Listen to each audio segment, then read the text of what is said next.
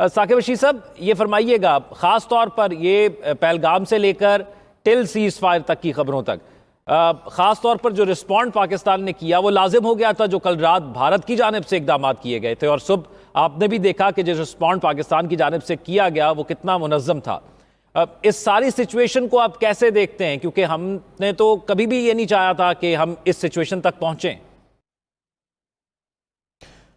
ذوق اگر آپ 22 اپریل سے لے کر جب پہلگام ہوا تب سے لے کر اب تک 10 مئی تک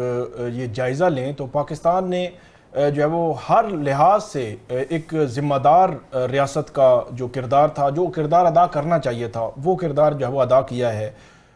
آج جب ہم بات کر رہے ہیں تو اس سے تقریباً 13 گھنٹے پہلے، مطلب صبح 4:30 بجے سے شام 4:30 بجے تک، یہ 12 گھنٹے تھے جب پاکستان نے کارروائی کی۔ پہلگام واقعہ ہوا، کہا کہ آپ جو ہے وہ ایک نیوٹرل تحقیقات کروا لیں، بھارت جو ہے وہ راضی نہیں ہو رہا تھا۔ پھر پاکستان میں اٹیک کیا، بھرپور اس کا دفاع کیا، جواب دیا، ان کے جو ہے وہ طیارے جو ہے وہ گرائے، لیکن بھارت جو ہے وہ خاموش نہیں ہو رہا تھا۔ پھر اس نے جو ہے وہ ڈرونز لے کر آ گئے، پھر جو ایئر بیسز تھے ان کو اٹیک کرنا شروع کر دیا۔ آخر پاکستان نے مطلب انہوں نے جو ہے وہ مجبور کر دیا، اور ٹھیک 12 گھنٹے کے اندر اندر ان کی جو عقل تھی بظاہر جو ہے وہ ٹھکانے آ گئی، بلکہ میں 12 گھنٹے بھی نہیں کہوں گا۔ صبح تقریباً جب انہوں نے پاکستان میں ایئر بیس پر جو ہے وہ اٹیک کیے تو اس کے ایگزیکٹلی کوئی آدھے گھنٹے کے بعد جو بریفنگ تھی بھارتی جو سیکرٹری خارجہ اور ان کی جو سپوکس پرسنز ہیں بھارتی فورسز کی، ان کی پریس بریفنگ تھی۔ جب پاکستان نے اٹیک جو ہے وہ شروع کیے تو وہ پریس بریفنگ انہوں نے ڈیلے کر دی اور کہا کہ ہم 10 بجے بات کریں گے۔ تو 10 بجے جب وہ آئے بات کرنے کے لیے تو تب تک پاکستان کی طرف سے بھرپور قسم کا جواب بھارت کو دیا جا چکا تھا، اور وہ بھارت جو کہہ رہے تھے نا کہ ہم نے گھس کے مارا، تو اب ان کو سمجھ آ گئی ہوگی کہ گھس کے مارنا جو ہے وہ ایکچولی ہوتا کیا ہے۔ اور پاکستانی جو ایئر فورس ہے، جو سیکیورٹی کے ادارے ہیں، جو افواج ہیں، میں کہتا ہوں کہ ان کو سیلوٹ ہے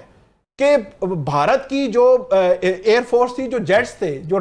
جو رافیل لے کے آئے تھے اور وہ پاکستان نے گرائے، لیکن پاکستان نے ایک تو کارروائی کی اور پاکستان کا کوئی طیارہ نہیں گرا، کوئی نقصان ہمیں اس لحاظ سے نہیں ہوا۔ تو اس لیے یہ پاکستان کی بہت بڑی کامیابی ہے۔ اور وہ 10 بجے آ کے جو بھارتی سپوکس پر تھی سیکورٹی جو ان کی فورسز کی، اس نے آ کے کہا کہ بھارت جو ہے تناؤ نہیں چاہتا اگر پاکستان بھی نہ چاہے۔ تو 10 بجے ان کی عقل ٹھکانے آ گئی تھی 6 گھنٹے کے اندر اندر۔ تو یہ معاملہ یہ ہے کہ پاکستان تو پہلے ہی یہ کہہ رہا تھا، اب جو ہے وہ بھارت کی جانب سے جو ہے وہ باقاعدہ طور پر اناؤنس کر دیا گیا ہے، پاکستان نے بھی کر دیا ہے۔ اب 12 مئی کو بھارت نے یہ اناؤنس کیا ہے۔ ویسے جو امریکی سیکرٹری خارجہ ہیں انہوں نے یہ بات کی تھی کہ نیوٹرل مقام پہ بات چیت ان کی ہوگی، لیکن 12 مئی کا انہوں نے اعلان کیا ہے کہ جو بھارتی سیکرٹری خارجہ ہیں کہ جو ڈی جی ایم اوز ہیں وہ ملیں گے دونوں ممالک کے 12 مئی کو، انہوں نے کوئی ٹائم بھی بتایا، اور اس کے بعد فردر چیزیں جو ہے وہ آگے بڑھیں گی۔ لیکن مسئلہ یہ ہے کہ ابھی بہت سارے مسائل ہیں، ابھی تو یہ رک گیا سارا معاملہ جو ہے وہ، فی الحال انہوں نے ہر لحاظ سے بری بحری فضائی ہر قسم کی جو سیز فائر ہو گیا، لیکن مسئلہ کشمیر جس طرح آپ نے بات کی، آج بھی جب یہ بی بی سی سے بات کر رہے تھے بھارت کے جو ہائی کمشنر ہیں لنڈن میں، تو وہاں پہ بی بی سی کا جو نمائندہ ہے وہ اس سے پوچھ رہا تھا مسئلہ کشمیر کے حوالے سے، تو وہ ماننے کے لیے تیار نہیں تھا کہ وہ ایک ڈسپیوٹڈ جو ہے وہ ٹیریٹری ہے۔ تو وہ